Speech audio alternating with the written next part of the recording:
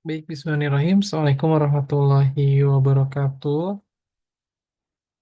Untuk materi akuntansi keuangan atau pengantar akuntansi pada pertemuan kali ini, kita akan membahas mengenai materi tentang persediaan. Nah, kenapa sih kita perlu melakukan pencatatan atau pengendalian atas persediaan? Jadi yang pertama tentu kita tujuannya adalah untuk melindungi persediaan itu dari kerusakan atau terjadinya pencurian. Nah, yang kedua, yang pasti adalah ketika kita mencatat atau kita melakukan pengendalian persediaan, maka kita dapat melaporkan jumlah persediaan tersebut secara benar, baik dalam jumlah maupun kuantitas ke dalam laporan keuangan. Nah, untuk beberapa materi lainnya, teman-teman nanti boleh dibaca dari presentasi yang akan dibagikan. Nah, tapi yang akan dibahas adalah secara spesifik, kita akan membahas mengenai metode perhitungan persediaan serta pencatatan yang berkaitan dengan persediaan. Nah, persediaan itu pada prinsipnya memang perlu dilaporkan dalam laporan keuangan. Nah, persediaan ini biasanya dihitung secara fisik atau kita mungkin lebih familiarnya dengan istilah stock of name. Nah, apa itu stock of name? Jadi yang dimaksud dengan stock of name adalah menghitung jumlah persediaan di akhir periode. Jadi biasanya ketika cut off atau tutup buku akan dihitung berapa sisa persediaan. Nah, selanjutnya, selanjutnya eh, ada beberapa asumsi-asumsi biaya atau metode dalam menentukan berapa nilai dari persediaan. Nah, kenapa metode-metode atau asumsi atas biaya ini muncul? Yang pertama adalah karena masalah akuntansi itu muncul ketika barang yang dibeli biasanya berbeda atau bahkan identik dengan barang yang lain. Tapi kalau misalnya identik, biasanya tidak ada permasalahan. Yang jadi permasalahan justru ketika barang yang dibeli ini secara jenis barang itu berbeda. Nah, nanti perlakuannya seperti apa? Yang kedua adalah ketika barang ini dijual, kita mesti bisa menentukan berapa harga jual barang tersebut. Lalu metode persediaan apa yang harus digunakan untuk mencatat transaksi penjualan atas persediaan yang dimaksud. Nah, ketika kita berbicara perusahaan dagang gitu ya, bentar.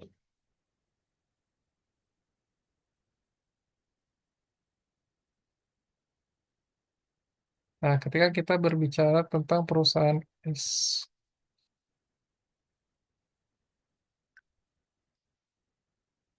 dagang dan transaksi penjualan,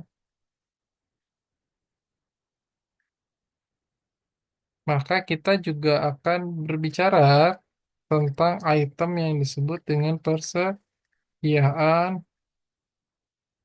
barang dagangan atau barang dagang lah, persediaan barang dagang. Nah, persediaan barang dagang ini menjadi tidak sederhana ketika persediaan yang dibeli, ketika persediaan yang dibeli itu berbeda baik secara harga maupun eh, jumlah, berbeda baik secara harga maupun jumlah kuantitas persediaannya. Nah, lalu muncul ketika terjadi penjualan, persediaan mana yang mesti dicatat terlebih dahulu? Itu yang pertama. Yang kedua adalah berapa nominal dari persediaan yang mesti dicatat dalam laporan keuangan. Nah, itu yang akan dibahas pada pembahasan kali ini. Nah, pada umumnya ada dua asumsi arus biaya untuk menentukan nilai dari persediaan. Jadi yang pertama adalah arus biaya yang dimulai sesuai dengan urutan terjadinya biaya. Nah, ini lebih familiar, kita kenal dengan istilah FIFO atau first in, first out.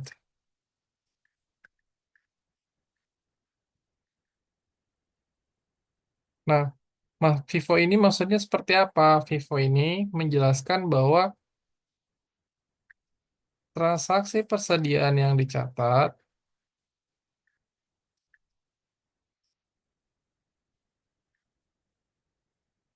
transaksi persediaan yang dicatat, yang pertama kali dicatat ketika terjadi penjualan itu adalah transaksi pertama yang masuk atau dibeli oleh perusahaan. Makanya di sini didefinisikan bahwa arus biaya dimulai sesuai dengan urutan yang terjadi. Jadi yang pertama dibeli itu yang pertama dikeluarkan. Nanti ada contohnya. Yang kedua adalah arus biaya yang merupakan rata-rata dari seluruh biaya. Nah, biasanya yang digunakan adalah biaya rata-rata tertimbang. Jadi, barang yang dibeli, jumlah kuantitinya berapa, terus secara jumlah nilai nominalnya berapa, maka nilai nominal dibagi dengan kuantiti. Nah, itu adalah harga persediaan yang dicatat. Nah, misalnya, jadi eh, ada tiga pembelian, 3 unit yang dibeli. Nah, 3 unit yang dibeli ini dia identik secara jenis produknya atau jenis persediaannya.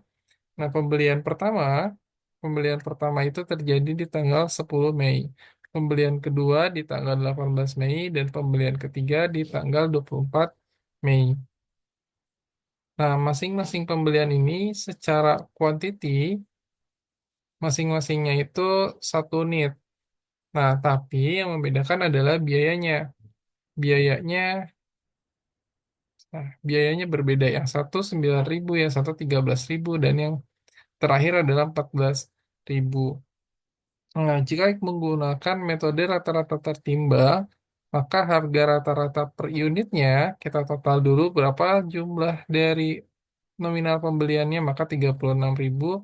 Nah, dibagi jumlah unitnya 3, maka rata-rata harga per unitnya adalah 12.000.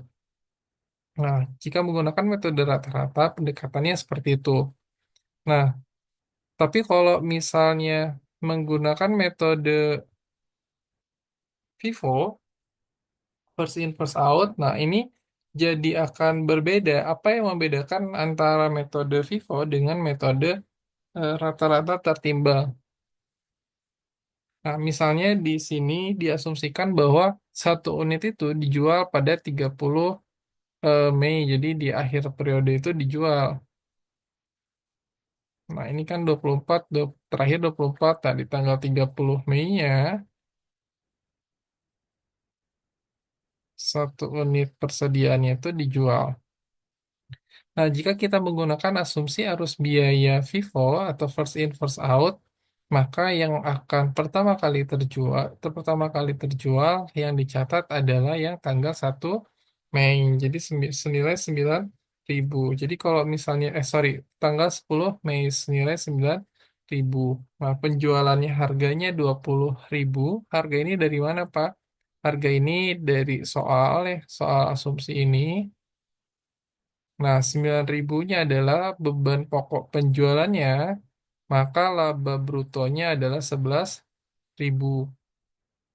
Nah, karena sudah sold, maka sisa persediaannya adalah 2 unit. Kan tadi satu terjual, maka sisa persediaannya adalah 2 unit. 2 unit ini dengan harga berapa? Masing-masing dengan harga 13.000 dan harga 14.000. Jadi totalnya adalah 27.000. Nah, tapi kalau misalnya yang terjual adalah yang 18 Mei, sebentar.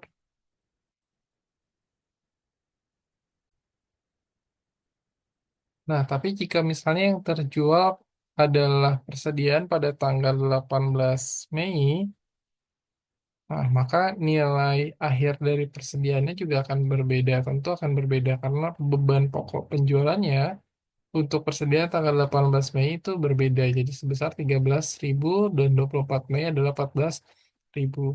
Nah, ketiga contoh ini mencoba menggambarkan kalau misalnya persediaannya adalah persediaan yang spesifik, misalnya eh, ada kode item.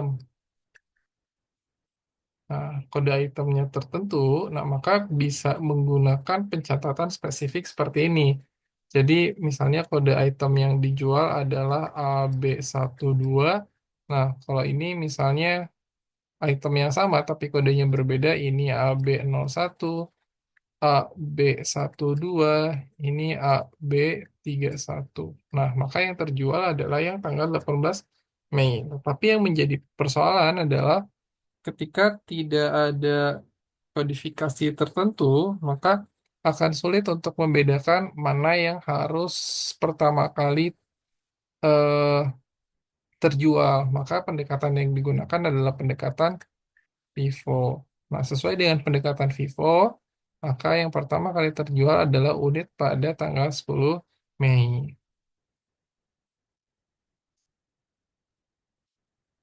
Nah, seperti sudah dijelaskan bahwa unit yang terjual bisa dikenali dengan pembelian tertentu atau pembelian spesifik jika memang ada kodifikasi tertentu pada persediaan. Nah, persediaan akhir itu biasanya merupakan banyaknya unit yang dibeli dan sisa dari unit persediaan sebelumnya. Jadi misalnya tadi, eh, jika pada 18 Mei unit yang terjual adalah sebagai berikut. Biaya yang dibebankan pada unit terjual 13.000, laba brutonya adalah 7.000, maka persediaan akhirnya adalah 23.000.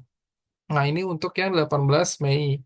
Nah, tadi kan persediaannya, misalnya yang terjualnya adalah tanggal 13, sorry, 18 Mei itu 13.000 terjual, berarti ini sold.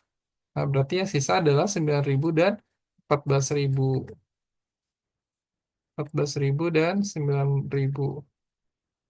Nah, maka ini 23.000 itu dari mana? Dari 14.000 ditambah 9.000. Jadi ada dua item masing-masing, satu item gitu. Karena yang 13.000-nya sudah terjual.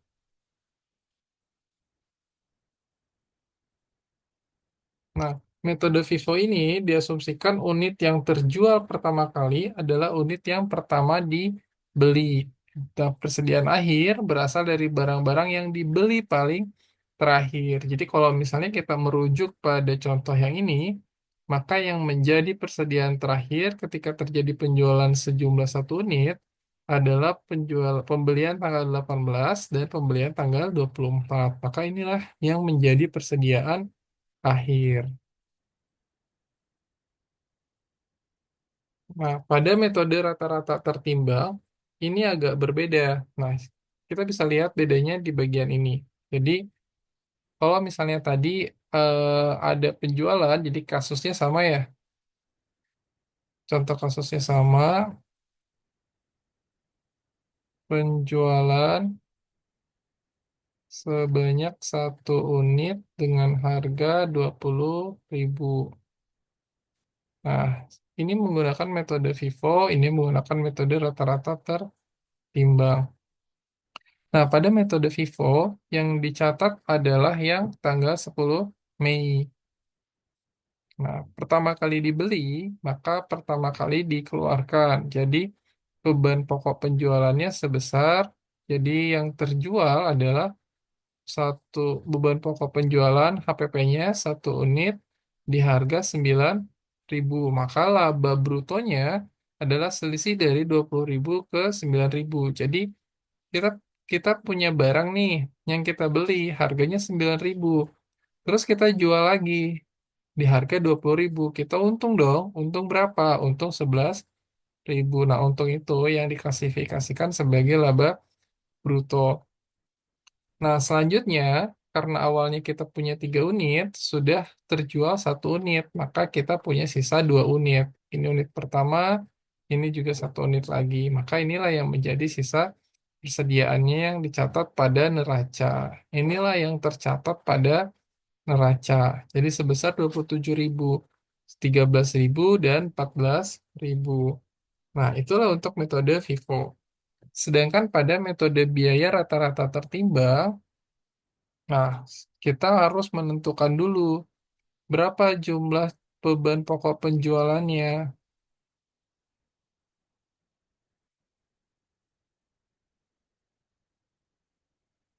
berapa HPP-nya. Nah, HPP-nya dihitung dari total semua pembelian persediaannya dibagi jumlah unit. Jadi, rumusnya adalah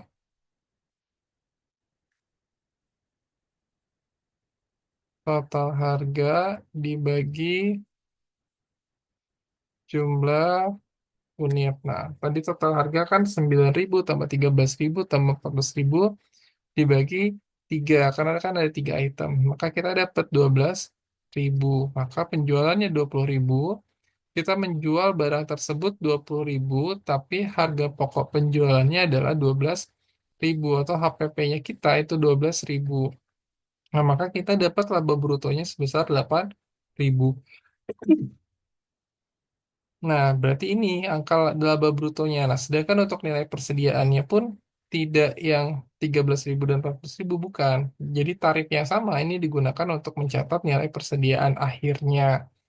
Maka 12.000 dikali 2 kita dapat 24.000. Ini yang menjadi catatan persediaan akhirnya di laporan keuangan. Nah, itu yang membedakan antara metode eh, arus biaya metode FIFO dengan metode rata-rata tertimbang. Nah, dalam akuntansi, sebelum masuk ke dalam contoh perpetual, ada dua metode pencatatan. Jadi kalau tadi adalah metode untuk menentukan biaya, berapa sih nilai persediaannya, berapa nilai persediaannya, berapa nilai beban pokok penjualannya.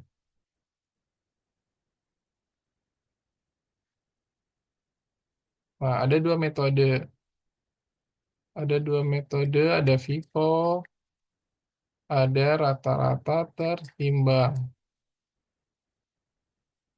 Nah, yang kedua berbicara soal, kalau tadi kan soal metode biayanya ya. Nah, yang kedua adalah soal metode pencatatannya. Nah, metode pencatatan untuk persediaan itu dibagi dua. Yang pertama adalah perpetual, yang kedua adalah periodik. Ini mungkin sudah pernah dijelaskan di pengantar akuntansi satu. Jadi nanti silakan detailnya bisa dibaca lagi, dibuka lagi di buku materi pengantar akuntansi satu. Nah, yang secara spesifik, secara singkatnya, perpetual periodik itu tidak mencatat beban pokok penjualan dan persediaan. Jadi, hanya mencatat ketika terjadi penjualan saja. Nah, sedangkan perpetual itu mencatat beban pokok penjualan dan nilai persediaan setiap transaksi penjualan. Nanti akan ada contohnya. Nah, misalnya kita punya data barang dengan kode 127B, persediaan dengan kode 127B. Pertama, saldo awalnya persediaan tersebut sejumlah 1.000 unit. Nah, dengan biaya 20.000 per unitnya. Nah, selanjutnya terjual 30.000 unit.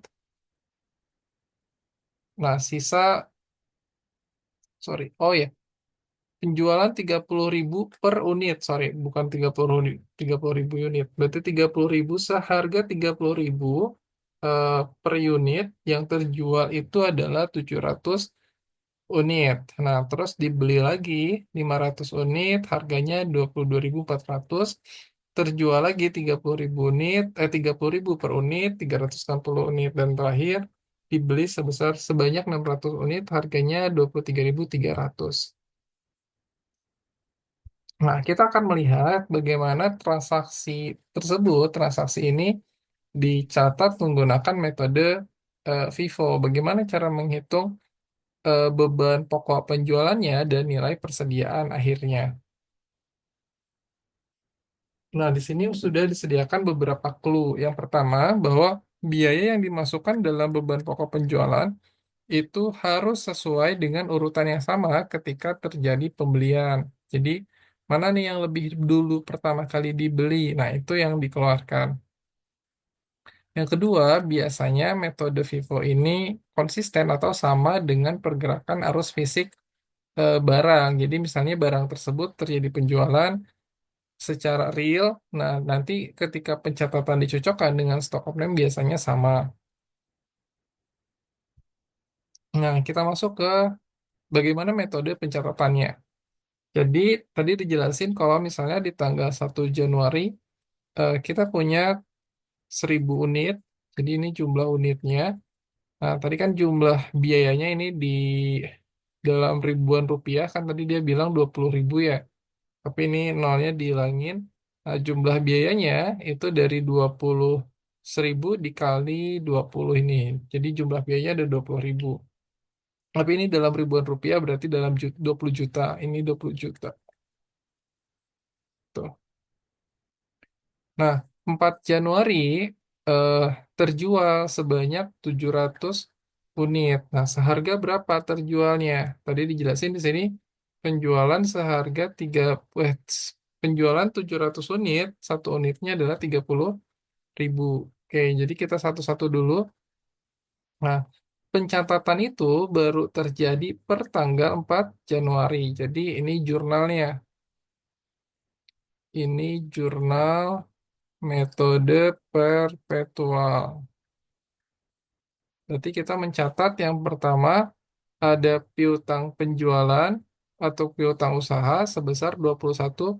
21.000 dari mana? 21.000 itu dari jumlah unit yang terjual 700 unit dikali dengan harganya 30.000. Nah, atau kalau dalam ini berarti 30 sebenarnya. Nah, berarti 21.000 atau 21 juta ini juga dalam ribuan rupiah ya. Nah, terus yang kedua adalah kita mesti, jadi ada dua step ketika perpetual. Yang pertama mencatat berapa transaksi penjualannya. Yang kedua mencatat berapa nilai dari beban pokok penjualannya atau HPP-nya. Nah, yang kedua kita mesti mencatat HPP-nya. Nah, di sini bagaimana cara menghitung HPP-nya? Berarti kita mesti siapkan tabelnya. Nah, di tabelnya kan 700. Nah, biaya per unit yang keluarnya itu adalah biaya yang pertama. Jadi biaya yang pertama itu harganya adalah 20. Jadi 700. Nah, HPP-nya, HPP-nya adalah 20 walaupun kita jual 30. HPP-nya 20 berarti jumlah biayanya adalah 14.000. Nah, ini yang dicatat sebagai beban pokok penjualan. Nah, maka tadi kan awalnya punya 1.000 unit nih, terjual 700, maka sisa 300. Nah, 300 ini dengan harga 20. Berarti sisa persediaan akhirnya adalah 300 dikali 20. Maka sisa persediaan akhirnya adalah 6.000 atau 6 juta. Terus yang ke-10 di terjadi pembelian sebanyak 500 unit dengan harga 22.400. Nah, ini ya. 500 unit 22.400. Makanya kita catat di sini 500 unit 22.400. 500 dikali 22,40 kita dapat 11.200 atau 11.200. Nah, maka ketika terjadi pembelian untuk metode FIFO itu tidak serta-merta dijumlahkan antara 500 dan 300 tapi tetap dicatat terpisah. Nah, untuk membedakan bahwa harga 300 ini masih bahwa harga yang 20 ini masih tersisa 300 unit. Yang ini harus dikeluarkan dulu gitu. Nah, baru di tanggal 22, oh sorry, di tanggal 10-nya kita jurnalnya adalah persediaan pada piutang usaha. Jadi asumsinya semua eh, sorry persediaan pada utang usaha semua transaksi ini adalah transaksi kredit baik penjualan maupun pembeliannya. Nah, selanjutnya 22 Januari, kita lihat di soal 22 Januari terjual sebanyak 360 unit. Maka 300 yang pertama ini, karena kita menggunakan metode FIFO, ini harus dikeluarkan, nanti dicatat. Jadi yang terjual ini dulu. Nah, sisa 60-nya baru diambil dari sini, dari 500 ini. Berarti 300 harganya 20, 60-nya harga 22,40. Nah, piutang usahanya berapa? Piutang usahanya 10.800. Nah, 10.800 itu dari mana? 10.800 itu didapat dari 360 dikali, tadi harganya berapa? 30 ya. Dikali 30. Nah, jadi ini di soal sebetulnya. Nah, ini 360 harganya adalah 30 atau 30.000. Maka kita dapat 10.800 nilai piutang usaha. Nah, nilai beban pokok penjualannya kita hitung dari mana? Nah, kita hitung dari sini 300 dikali, oh sorry, ini 300 dikali 20 kan tadi 300 FIFO ya. Jadi harus yang pertama dulu yang keluar. Berarti 6.000 terus 60. Nah, kan ada 500 nih. 500-nya berkurang 60 terjual. 60 dikali 22,40. Sebentar. Nah, 22,40. Maka kita dapat 1.344. Nah, ini dijumlahin karena yang terjual sebanyak 360 ini, maka kita dapat 7.344. Nah, selanjutnya di tanggal 28 terjual, oh sorry, di tanggal 28 coba kita lihat soalnya. Oh, dijual lagi sebanyak 240 unit. Nah, 240 unit ini pasti semuanya dari sisa yang 500. Jadi tadi 500 sudah keluarkan ini, makanya di sini udah nggak ada nih. Karena dia udah habis, yang 1.000 ini udah habis. Makanya di sini nggak ada catatannya, karena udah habis. Nah, sisa yang item 500 ini, 500 terjual 60, maka sisanya adalah 440 dengan harga 22,40. Nah, maka sisa nilai persediaan akhirnya adalah 440 dikali 22,40. Kita dapat 9,856. Nah, terus selanjutnya adalah beban pokok penjualan itu terjual lagi. Terjual lagi 240. Harganya masih sama di 30. Jadi kita jurnal piutang usaha pada penjualan. Nah, 7.200 dari mana? Dari 240 dikali 30.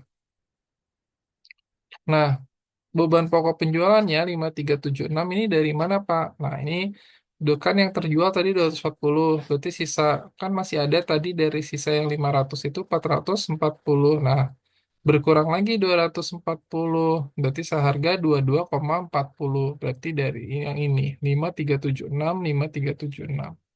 Jadi kita menggunakan persediaan yang memang masih tersisa. Nah, 440 dikurangi 240, maka sisa persediaannya adalah 200.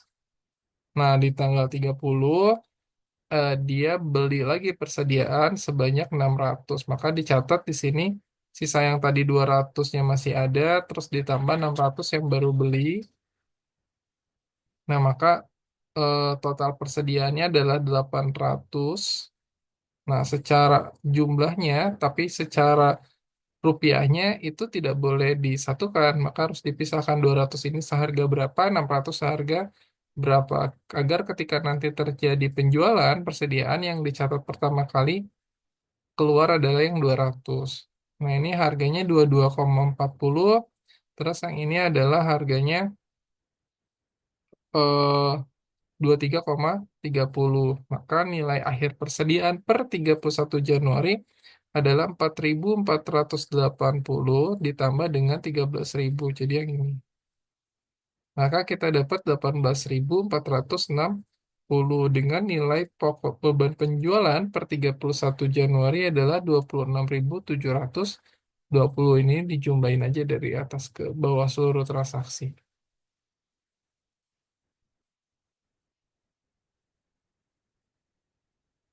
Nah, itu untuk metode FIFO dalam metode perpetual. Nah, sedangkan untuk yang rata-rata tertimbang, ini agak berbeda karena dihitung rata-ratanya ketika terjadi pembelian. Nah, misal kita bahas satu persatu lagi. Kok nggak ada?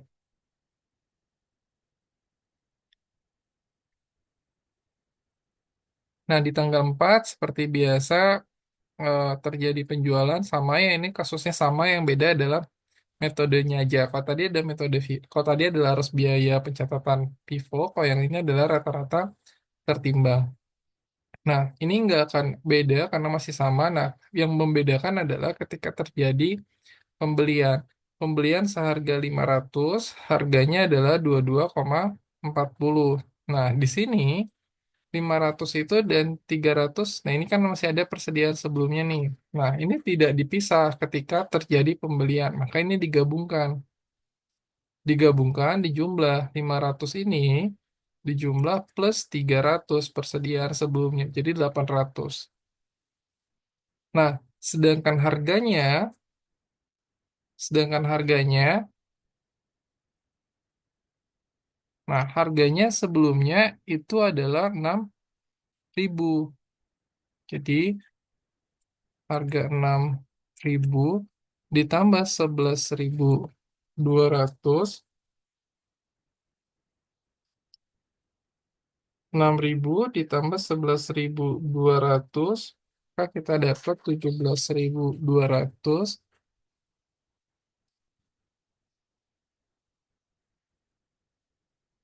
Nah, ini dibagi 500 dan 300, berarti dibagi 800. Maka kita dapat harganya adalah 21,5. Maka ini yang menjadi biaya per unit untuk persediaannya. Jadi biayanya jadi berubah jadi 21,5, tidak menjadi 22,40 atau menjadi 20. Nah, itu yang membedakan. Nah, lalu bagaimana ketika terjadi penjualan? Misalnya terjadi penjualan di tanggal 22, maka yang dicatat adalah harga yang 21,5 terus selama terjadi penjualan sebelum adanya tambahan pembelian persediaan. Nah, maka baru berubah ketika tanggal 30. Tanggal 30 saldonya beli lagi 600, harganya 23,30. Nah, kita lihat sebelumnya persediaannya adalah 200, berarti 600 plus 200, maka kita catat menjadi 800. Nah, saldo sebelumnya adalah 4.300, maka 4.300 ditambah 13.980, nah, dibagi 800, maka kita dapat 22,85. Jadi ini dari mana Pak 22,85? Dari 4.300. Nah, ditambah 4.300 yang ini, 200 dikali 21,50, harga yang sebelumnya. Nah, ditambah dengan 13.980, kita dapat 18.280. Nah, dibagi 800, maka kita dapat 22,85. Nah, ini menjadi harga baru. Nah, seperti itu yang membedakan dengan rata-rata tertimbang. Jadi, rata-rata tertimbang itu tidak ada istilah harga double tarif atau double harga. Jadi, ketika terjadi penjualan, maka yang digunakan adalah nilai dari rata-rata pembelian sebelumnya. Nah, itu yang membedakan antara FIFO dengan rata-rata tertimbang.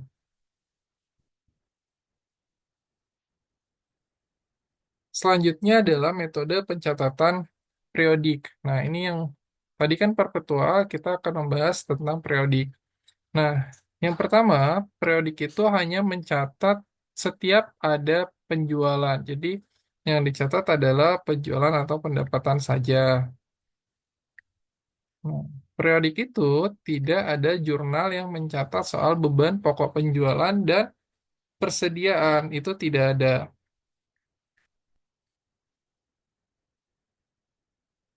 Nah, kalau misalnya nggak ada pencatatan persediaan dan pencatatan beban pokok, terus nanti gimana Pak? Kita bisa tahu nilai akhir persediaannya dari mana? Nah, kalau perpetual kan dicatat terus ya. Jadi kita tahu nih nilai akhir persediaannya eh, berapa gitu. Nah, ini kan kita tahu nih nilai akhir persediaannya 18.000, berarti ini yang masuk neraca.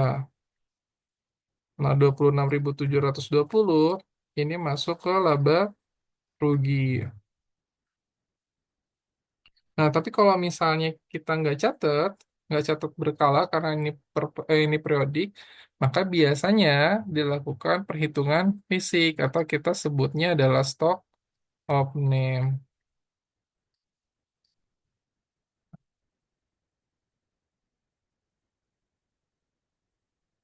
Jadi yang dicatat itu hanya transaksi piutang usaha. Jadi jurnalnya itu sesederhana piutang usaha pada penjualan.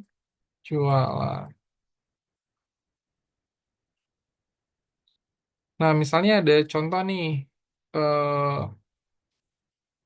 Ada data nih untuk menghitung contoh yang persediaan perpetual untuk menghitung persediaan periodik. Jadi, ini coba di sini. Kita pindah dulu.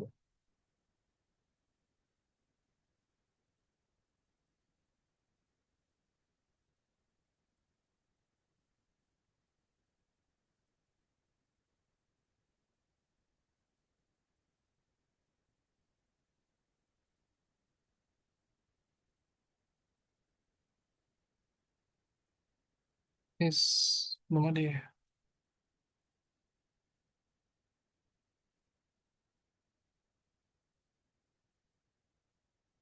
Nah, misalnya ini. eh, Saldo persediaan awalnya itu adalah 1.000 unit. Harganya adalah 20.000 per unit. Maka total persediaannya adalah 20 juta. Sorry. Terus di tanggal 10 beli lagi 500 unit, harganya sekian, maka tersedia untuk dijual secara jumlah total itu adalah 2.100 dengan harga 45.180. Nah, di akhir periode di tanggal 31 kita coba satuin aja ya. Di tanggal 31 Januari, nah, dilakukan perhitungan fisik. Nah, sisanya adalah 800 unit. Nah, ini kita pakai metode FIFO. Di sini dijelasin bahwa periodiknya pakai metode FIFO. Jadi kalau di soal ada kasus dilakukan perhitungan fisik atau stock of name berarti dia menggunakan metode periodik. Nah, 800 unit itu berarti yang tersisa adalah dari 600 dan dari 200 unit tanggal nah yang 23.000. Nah, ini berarti ini udah sold, ini sudah sold terjual. Nah, ini masih sisa 600. Kalau pakai metode FIFO berarti ini sisa 200 gitu ya. Jadi kalau metode FIFO kan 800 unit sisanya berarti yang awal-awal ini udah habis. Nah, ini 500 sisa 200. Berarti 800 itu dari 200 dengan harga 22.400 dan dari 600 dengan harga 23.300. Nah, maka ini 13.980. Nah, ini yang 200 dikali 22.400. Kita dapat 4.480.000. Kita jumlahkan tambah 13.980.000. Maka kita dapat 18.460.000. Nah, ini adalah nilai dari persediaan akhirnya 18.640.000. Nah, bagaimana cara menghitung beban pokok penjualannya atau HPP-nya kalau misalnya kita tidak melakukan pencatatan? Nah, karena kan tadi ya, nah yang tadi berarti kita udah punya nih saldo persediaan akhirnya kita udah punya 18.400, maka ini dicatat di neraca. Nah, tapi PR selanjutnya adalah Terus berapa nilai harga pokok, harga HPP-nya atau COGS-nya, cost of goods sold-nya. Maka bagaimana cara menghitung cost of goods sold? Maka yang pertama adalah kita mesti melakukan pencatatan berapa nilai persediaan awalnya. Nah, terus ada pembelian nggak? Maka persediaan awal ditambah pembelian. Nah, ini berarti adalah biaya available merchandise for available good for sale atau biaya barang tersedia untuk dijual.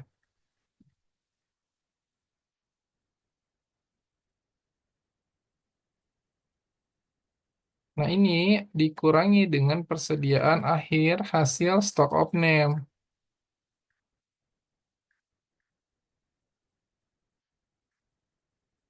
Maka itulah nilai COGS-nya. Nah, jadi misalnya di soal diketahui persediaan awalnya kan 20 juta. Berarti 20 juta.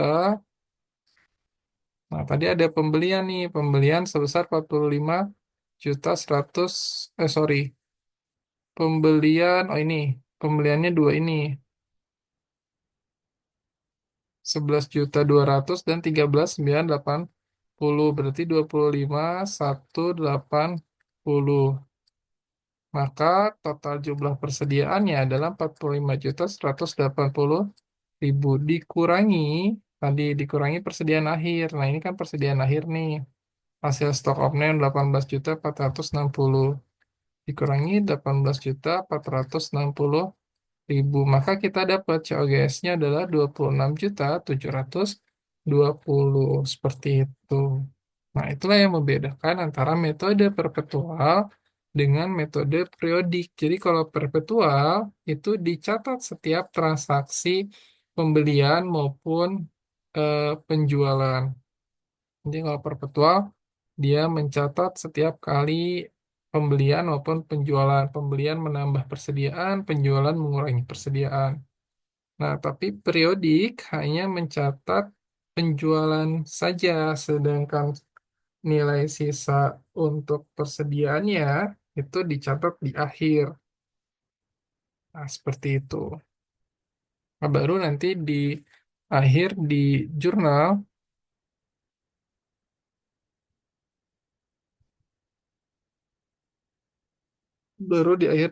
beban pokok penjualan pada persediaan. Nah, setelah stok opening biasa di tanggal 31 misalnya kalau kasusnya sama tanggal 31 Januari. Nah, gambar ini mungkin mencoba menjelaskan bagaimana arus biaya FIFO ini terjadi. Jadi yang pertama pembelian itu ini kan saldo awal ya. Ini saldo awal. Nah, ini pembeliannya baru terjadi di tanggal 10 Januari dan di tanggal 30 Januari. Nah, saldo awal eh, harga harga totalnya adalah 20.000. Berarti ini langsung masuk ke beban pokok penjualan gitu ya. Beban pokok penjualan 1.000 unit masuk 20.000. Nah, selanjutnya terjual dari kasus ini sebentar. Nah, 1.000 ini tuh udah terjual. Nah, sisanya hasil stok omil kan hanya 800 unit. Nah, berarti 800 unit itu dari 300 unit ini dia terjual dari 500 unit ini dia terjual 300. Nah, berarti 300 dikali 22,40. Maka kita dapat 6.720. Maka beban pokok penjualannya adalah 20 juta ditambah 6.270. Maka 26.720. Nah, sisanya dari 500 kan dikurangi 300 ada sisa 200.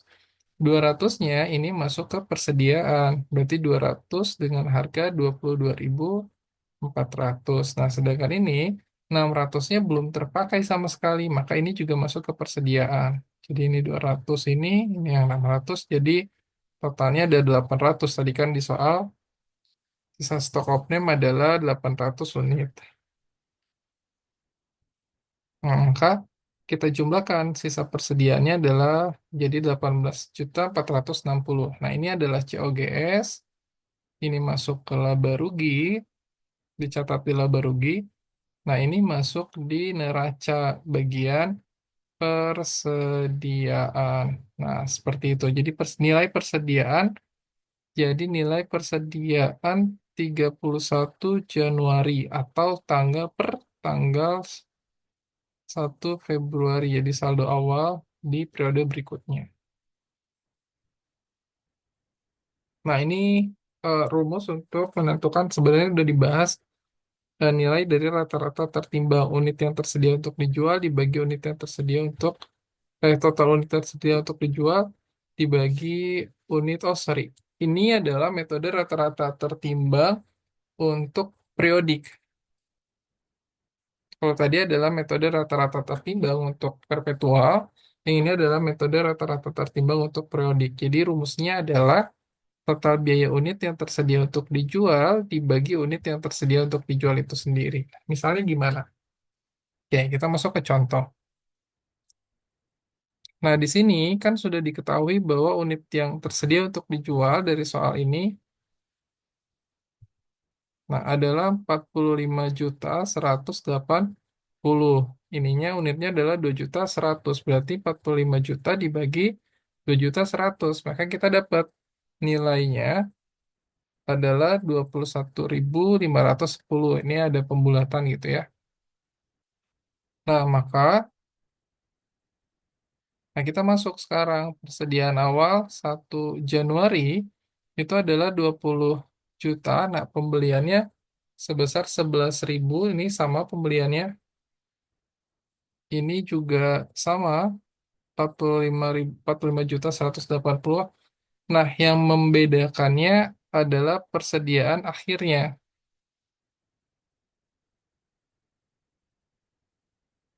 Nah, kalau tadi persediaan akhirnya dalam rupiahnya adalah tarifnya beda-beda. Kalau ini tarifnya jadi satu. Jadi tarifnya 21.510.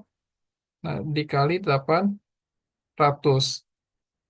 Ini dari mana, Pak? 17.208. Nah, ini kan tadi pakai tarif yang di atas ini.